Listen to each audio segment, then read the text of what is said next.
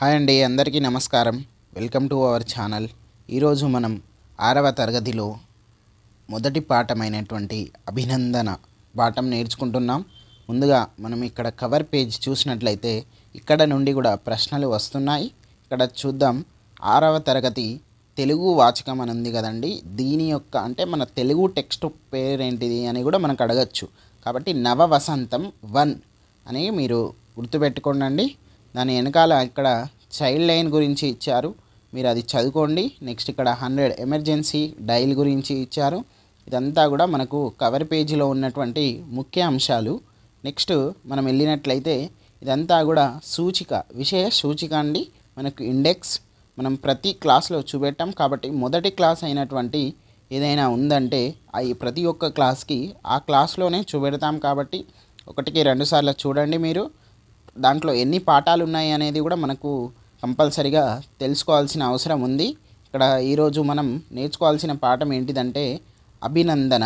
అంటే అభినందన పాఠం నేర్చుకుంటున్నాం. ప్రతి ఒక్క పాఠం ఒక్కొక్క వీడియోలో రూపంలో మీ ముందుకు తెస్తున్నామండి. నెక్స్ట్ ఇక్కడ ఉపవాచకాలు చూసినట్లయితే ఇక్కడ మనకు 5 ఉపవాచకాలు ఉన్నాయండి. ఇవి కూడా మేము చెప్పేటువంటి ప్రయత్నం చేస్తాం. ఇవి 2 పాఠాలు అయిపోయాక ఒక ఉపవాచకం చెప్తున్నామండి. మీరు మా యొక్క ప్లాన్కి బట్టి మీరు కూడా దానికి సిద్ధం కండి. ఓకే అండి. నెక్స్ట్ మనం పాఠంలో వెళ్ళినట్లయితే ఇదంతా కూడా మనకు పాఠం. ఇక్కడ చూద్దాం. అభినందన. ఇక్కడ కవి ఎవరు అంటే శేషం లక్ష్మీనారాయణాచార్య గారు. ఎవరు? శేషం లక్ష్మీనారాయణాచార్య గారు. ఓకే అండి. నెక్స్ట్ మనం ఇక్కడ చూసినట్లయితే ఇదంతా కూడా ఉన్మీకరణ చిత్రం అండి. ఉన్మీకరణ చిత్రం అనేది 45 నిమిషాలు. అంటే మనము తీసుకున్నటువంటి మొదటి లెసన్ ప్లాన్ మొత్తం ఒకటి ఉన్మీకరణ చిత్రమే ఉంటుంది. అది మనకు మెథడాలజీలో వస్తుంది. నెక్స్ట్ మనం పాఠం ఉద్దేశం చూసినట్లయితే ఈ దేశం బాగోగులు కోరుతూ అందుకోసం నిరంతరం శ్రమించే కర్మవీరులు ఎంతోమంది ఉన్నారు. అట్లాంటి వారిలో ముందుండేది రైతులు, సైనికులు. వారిని స్మరించుకుంటూ వారి శ్రమను, గొప్పతనాన్ని తెలియజేయడమే ఈ పాఠం ఉద్దేశం. ఓకే అండి. మనం లేట్ చేయకుండా పాఠ్యభాగ వివరాలలో వెళ్ళిపోదాం. ఇక్కడ చూడండి. ఈ పాఠం గేయ ప్రక్రియకు చెందింది. ఏ ప్రక్రియ అనేది మనకు టెట్ అండ్ డిఎస్సిలో మాత్రం మెయిన్లీ అడుగుతున్నారండి. కంటెంట్ పాయింట్ ఆఫ్ వ్యూలో గ్రామర్ అనేది 2 లేదా 3 మార్కులు మాత్రమే అడుగుతున్నారండి 9 మార్కులలో. మిగతావన్నీ కూడా మనకు మెజారిటీ ఆఫ్ 80% అనేది మనకు కంటెంట్ అంటే టెక్స్ట్ బుక్ నుండి మధ్యలో నుండి అడిగేటువంటి ప్రయత్నాలు వస్తున్నాయి. కాబట్టి మనం 1కి 2 సార్లు మీరు టెక్స్ట్ బుక్ చూడండి. టెక్స్ట్ బుక్ చూసినట్లయితే మీకు చాలా అంటే మంచిగా అర్థమవుతుంది. తర్వాత మళ్ళీ మన వీడియో చూడండి, ఇంకా అద్భుతంగా అర్థమవుతుంది. ఇది ఎస్జిటి మిత్రులకు అలాగే ఎస్ఏ మిత్రులకు కూడా మనకు పనిచేస్తుందండి. అంటే మనకు ఉపయోగపడుతుంది. అంటే 5వ తరగతి వరకు మాత్రం అంటే ఎస్ఏ వాళ్ళు అంతగా ఫోకస్ చేయాల్సిన అవసరం లేదు. కాబట్టి ఇక్కడ నుండి మనకు ఎస్జిటి అండ్ ఎస్ఏ ఇద్దరు కూడా కంపల్సరిగా చూడవలసిన అంశాలండి ఇవి. నెక్స్ట్ ఇక్కడ చూద్దాం. గేయం పాడుకోవడానికి వీలుగా ఉంటుంది. క్రింది వాటిలలో పాడుకోవడానికి వీలుగా ఉంటుంది ఏది అని మనకు క్వశ్చన్ వస్తుంది. అప్పుడు పాట, గేయం, పద్యం, తర్వాత గద్యం ఇలా వస్తాయి. అప్పుడు మనం ఏం పెట్టాలండి? మనకు టెక్స్ట్ బుక్ ఆధారం కాబట్టి, టెక్స్ట్ బుక్ స్టాండర్డైజ్ కాబట్టి మనం గేయం పెట్టాలి. ఓకే అండి. నెక్స్ట్ ఈ గేయం ఎవరు రాశారు? శేషం లక్ష్మీనారాయణాచార్య గారు. అంటే శేషం లక్ష్మీనారాయణాచార్య రచించిన స్వభారతి అనే గేయ సంకలనం నుండి తీసుకోబడింది. స్వభారతి అనేది కథల సంపుటియా, గేయ సంకలనమా, అదొక వ్యాసమా, అవన్నీ కూడా ప్రతి ఒక్క పాయింట్ మనము చదివేటప్పుడే 4-5 క్వశ్చన్లు దాని మీద పడేస్తేనే అవి మనకు మార్కులు పడేస్తాయి. అట్లా ఉండాలి. కొంచెం మనం కాన్సన్ట్రేషన్ అనేది కంపల్సరీగా ఉండాలండి. ఇక్కడ చూసినట్లయితే నెక్స్ట్ కవి పరిచయం చూద్దాం. ప్రతి ఒక్క కవి పరిచయం క్లాసులలో సపరేట్గా ఇంకొక వీడియో కూడా తీస్తున్నాం. ఓన్లీ కవి పరిచయాలు మాత్రమే. 6th క్లాస్ కవి పరిచయం ఒక ప్లేలిస్ట్, 7th క్లాస్ ఒకటి, 8th క్లాస్ ఒకటి. కాబట్టి ఇప్పుడు మన లెసన్లో కంపల్సరీగా చదువుకోవాల్సిన అవసరం ఉంది కాబట్టి మేము మీకు చెప్తున్నాం. ఓకే. శేషం లక్ష్మీనారాయణాచార్య సొంత ఊరు కరీంనగర్ జిల్లాలోని నగునూరు. ఇది మనకు టెట్ 2025 జనవరిలో నిర్వహించినటువంటి టెట్లో అడగడం జరిగింది. నరసింహస్వామి దంపతులకు జన్మించిన ఈయన చాలా కాలం రంగారెడ్డి జిల్లాలో తెలుగు ఉపాధ్యాయుడిగా పనిచేశాడు. ఎక్కడ పనిచేశాడు అంటే తెలుగు భాషోపాధ్యాయుడు అంటే ఏంటిది? Language Pandit, Telugu language Pandit. ఈయన అనేక పద్య వచన గేయ కవితలను రచించాడు. అవి వివిధ పత్రికలలో ప్రచురించబడ్డాయి, టీవీ రేడియోల్లో ప్రసారమయ్యాయి. అనేక మంది ఇక్కడ చూడండి శ్రోతలను ఆకట్టుకున్నాయి. శ్రోతలు అంటే ఏంటిది? మనకు ఆడియన్స్, మనమే శ్రోతలం. వక్త ఎవరు? ఇప్పుడు మీరు శ్రోతలు అండి, నేను వక్త. ఓకే, ఇక్కడ మనకు మెథడాలజీ బిట్ కూడా వచ్చేసింది. శ్రోతలు అంటే ఎవరు? మీరు. వక్త అంటే ఎవరు? నేను. ఓకే, నెక్స్ట్ ఈయన రాసిన విమర్శన వ్యాసాలు దక్షిణ భారత హిందీ ప్రసార సభ వారు స్రవంతి పత్రికలో ప్రచురించబడ్డాయి. ఏ పత్రికలో ప్రచురించబడ్డాయి కూడా మనకు అడగవచ్చు. కాబట్టి కాన్షియస్గా ఉండాలి, తెలుసుకోవాలి, కంపల్సరీగా మనము ఆన్సర్ చేయాలి. ఓకే, నెక్స్ట్ చూసినట్లయితే లలితా మనోహరమైన దైవభక్తి దేశభక్తి గేయాలను రాయడంలో ఈయనది అందెవేసిన చెయ్యి. ఇక్కడ మనకు క్వశ్చన్ ఎలా రావచ్చు అంటే, నేను ప్రతిసారి క్వశ్చన్ ఎలా రావచ్చు అని నేను అక్కడికక్కడ ఎందుకు ఫామ్ చేస్తున్నా అంటే, మనము ఇక్కడికిక్కడనే నేర్చుకోవాలి. మళ్ళీ దీనికంటూ సపరేట్గా నేర్చుకునేటువంటి టైం ఉండద్దు. ఒకటి నేర్చుకున్నామంటే దానికి లింకేజ్ కూడా నేర్చుకుంటేనే మనకు దాని యొక్క ఉపయోగం, సబ్జెక్ట్ అనేది పట్టుదల వస్తుంది. ఇక్కడ చూడండి, లలిత మనోహరమైనటువంటి దైవభక్తి దేశభక్తి గేయాలను రచించడంలో క్రింది వాటిలో ఎవరు ప్రత్యేకత అని అడగవచ్చు. శేషం లక్ష్మీనారాయణాచార్య, సినారే గారు, ఇంకా బద్దం అంటే మనకు భాస్కర్ రెడ్డి, ఇంకా కొన్ని ఇట్లా వస్తాయి అన్నట్టు. ఇట్లా కొన్ని కవులను ఇచ్చి మనకు అడిగేటువంటి ప్రయత్నాలు వస్తాయి.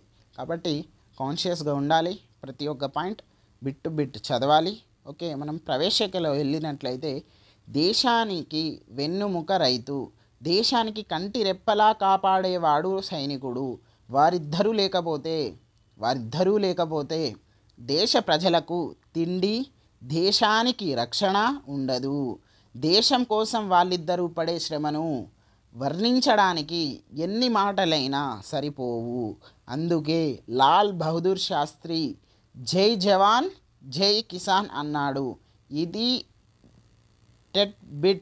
టెట్లో అడిగినటువంటి ప్రశ్న అండి. ఇది 24 టెట్లో అడిగినటువంటి ప్రశ్న. జై జవాన్ జై కిసాన్ ఈ నినాదం ఎవరు ఇచ్చారు? లాల్ బహదూర్ శాస్త్రి, మన భారతదేశపు 2వ ప్రధానమంత్రి. అదే భావన ఇక్కడ చూడండి ప్రతిబింపజేస్తూ ఇక్కడ రచయిత సరళమైన పదాలతో వారిని ఎట్లా అభినందించాడో ఈ పాఠం చదివి తెలుసుకోండి. అభినందించడం, మన పాఠం పేరేంటిది? అభినందన. ఇదంతా కూడా లెసన్. మేము లెసన్ ఎక్స్ప్లెయిన్ చేయము, ఓన్లీ ఇంపార్టెంట్ పాయింట్స్ చేస్తాం. ప్రవేశిక వరకు మాత్రం చెప్తాం, తర్వాత డైరెక్ట్ మన నోట్స్లో వెళ్ళిపోతామండి.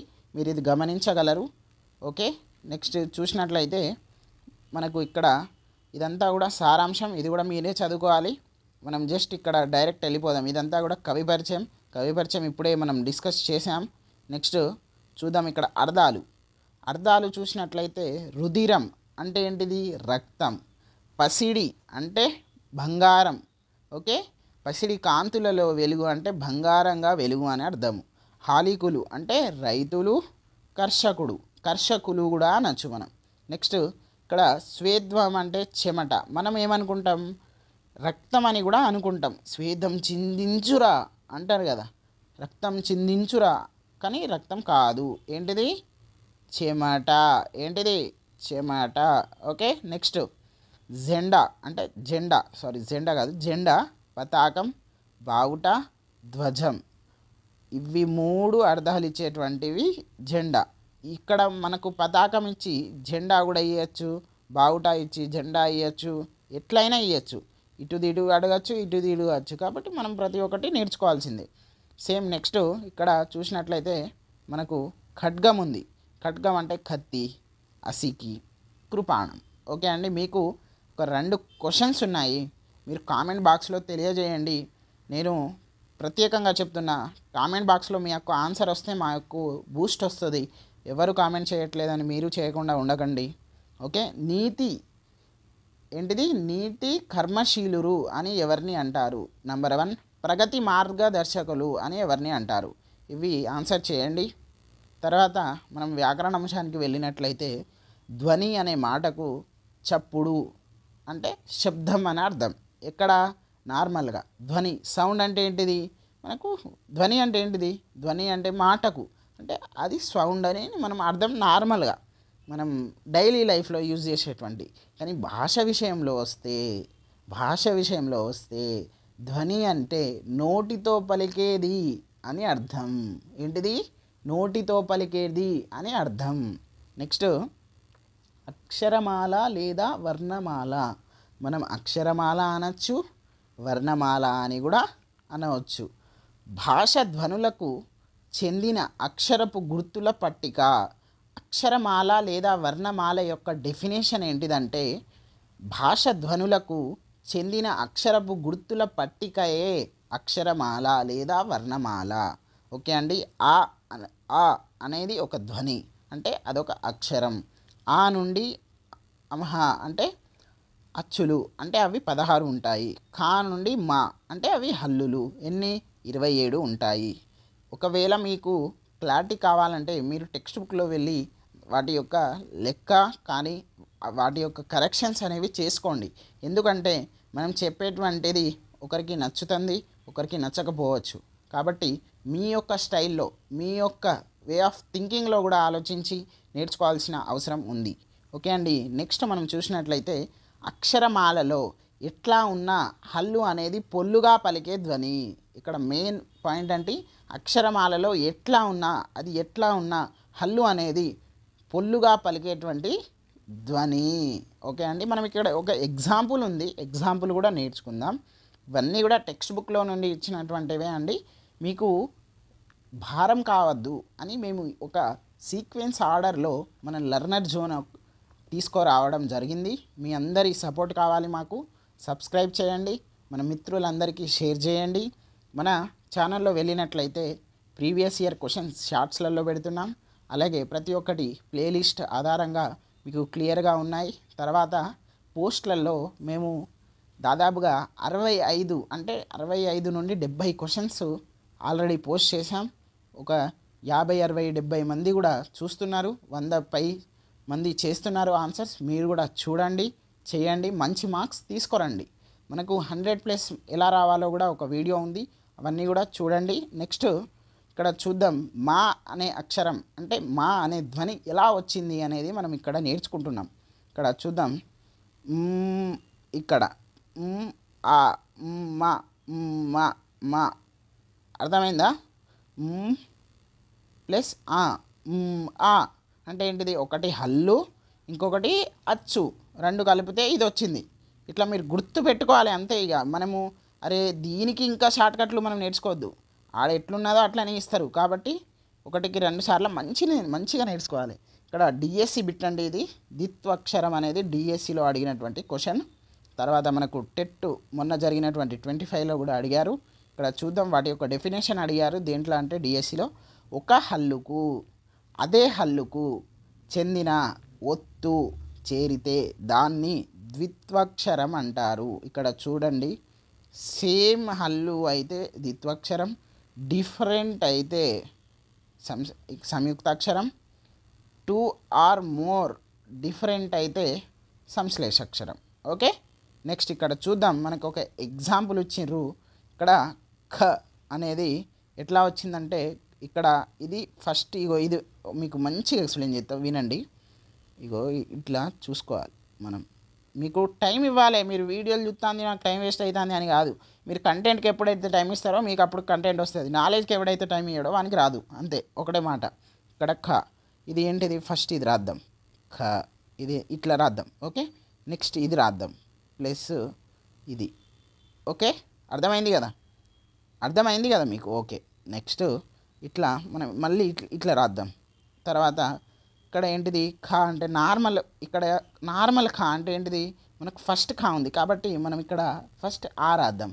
అయిపోయింది. ఇదే ఇక్కడ చూడండి కకారం 2 సార్లు వచ్చింది. ఇక్కడ చూడండి కకారం ఎక్కడ సార్లు వచ్చింది, ఇది ఒకసారి ఇది ఒకసారి, అయిపోయింది.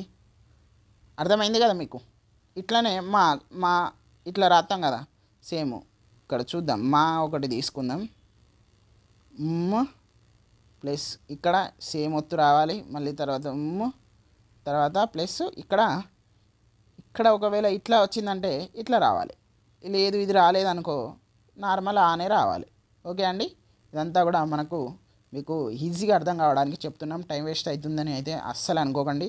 మీరు ఎప్పుడైతే కంటెంట్కి ఇస్తారో మీకు నచ్చినట్లయితేనే చూడండి, మేమే చెప్తున్నాం. మా వీడియోస్ నచ్చినట్లయితేనే చూడండి, నచ్చకపోతే మీకు టైం వేస్ట్ ఎందుకు చేసుకుంటారు మా మీద. నేను కూడా ఒక డిఎస్సి ఆస్పిరెంట్ కాబట్టి మీకు ఉపయోగపడుతుందేమో అనే ఒక ఉద్దేశంతో ఇదంతా కూడా నా నోట్సే చెప్తున్నాను నేను. అంటే మేము తయారు చేసిన మాకు ఒక టీం ఉంది లర్నర్ జోన్కి, మేము సపరేట్గా మనం ఎందుకు మంచి మార్క్స్ మన ఫ్రెండ్స్కి రావద్దు అని అనుకొని ఒక యూట్యూబ్ ఛానల్ క్రియేట్ చేశాం. దానికి సంబంధించింది ఇదంతా కూడా చూద్దాం. సంయుక్త అక్షరం ఏమన్నా నేను డిఫరెంట్. ఓకే, డిఫరెంట్ చూద్దాం. ఇక్కడ ఒక హల్లుకు వేరే హల్లుకు చెందిన ఒత్తు చేరితే దాన్ని సంయుక్తాక్షరం అంటారు. ఓకే, ఇక్కడ మనకు న్యా న్యా అనేది ఎగ్జాంపుల్ ఇచ్చారు. న్యా అనేది ఇక్కడ మనం ఫస్ట్ ఇది రాసుకోవాలి నో. ఓకే, నెక్స్ట్ ఇక్కడ చూసినట్లయితే ప్లస్ ఇది య. ఓకే, నేనేమన్నా నీకు ఇక్కడ దీర్ఘాలు లేవు కదా, అంటే మనకు నార్మల్ అన్నప్పుడు ఫస్ట్ అంతే. ఇక్కడ నకారం యకారం ఈ 2 వచ్చినాయి హల్లులు. ఓకే, మీకు అర్థమైనట్లనే నేను అనుకుంటున్నా. నెక్స్ట్ మనం ఇంకొక సంశ్లేష అక్షరంలో వెళ్ళిపోదాం. ఇక్కడ చూద్దాం. నేను ఇక్కడ ఏమన్నా 2 ఆర్ మోర్ అంటే 2 ఆర్ మోర్ రావాలి. ఇక్కడ మనము ఇక్కడ అక్కడేమో సేము ద్విత్వాక్షరం, తర్వాత డిఫరెంట్, తర్వాత 2 ఆర్ మోర్ ఇట్లా గుర్తుపెట్టుకోండి. ఇక్కడ చూసినట్లయితే ఒక హల్లుకు ఒకటి కంటే ఎక్కువ హల్లుకు చెందిన ఒత్తులు చేరితే దాన్ని సంశ్లేష అక్షరం అంటాము. ఒక హల్లుకు ఒకటి కంటే ఎక్కువ హల్లుకు చెందిన ఒత్తులు చేరితే దాన్ని సంశ్లేష అక్షరం అంటారు. ఇక్కడ క్ష్మి ఉంది, క్ష్మి. ఓకే, ఫస్ట్ ఇక్కడ ఇది రాద్దాం కు ప్లస్ తర్వాత ఏం రాయాలి చెప్పండి మీరే. ఇది రాయాలి, ఇది తర్వాత మాది రాద్దాం. తర్వాత ఇక్కడ ఈ కదా అండి, ఇక్కడ చూడండి ఈ కాబట్టి మనం ఏం రాయాలి, ఇది రాయాలి. ఓకే, ఇక్కడ చూద్దాం కకారం వచ్చింది, షకారం వచ్చింది. ఓకే, ఇక్కడ మకారం వచ్చింది, 3 వచ్చినాయి. మీకు అర్థమైనట్లు అనిపిస్తుంది నాకైతే, కాబట్టి బిట్టు మాత్రం పోనీయకండి. ఓకే అండి, ఇదంతా కూడా వర్గాక్షరాలు. తర్వాత ఇక్కడ ఖా వర్గం ఎట్లా ఉంది, ఛా వర్గం, ఇదంతా కూడా మనం నేర్చుకోవాలి. ఈ పాట కూడా మనకి ఇంపార్టెంట్, మనకు అడిగేటువంటి ఛాన్సెస్ ఉంది. ఓకే అండి, ఈరోజు మనం అభినందన పాఠం నేర్చుకున్నాం. నెక్స్ట్ పాఠం స్నేహబంధంతో నెక్స్ట్ వీడియోలో వస్తాం. ఇంకా మనకు ఎస్జిటి మిత్రులు ఎవరైతే ఉన్నారో వాళ్ళకు 3rd క్లాస్ నుండి ఈవీఎస్ అండ్ తెలుగు మనం చెప్తున్నాం. మీరందరూ కూడా సబ్స్క్రైబ్ చేసుకోండి ఖచ్చితంగా. కొత్త వాళ్ళు ఎవరైనా చూసినట్లయితే తర్వాత మన మిత్రులకు షేర్ చేయండి.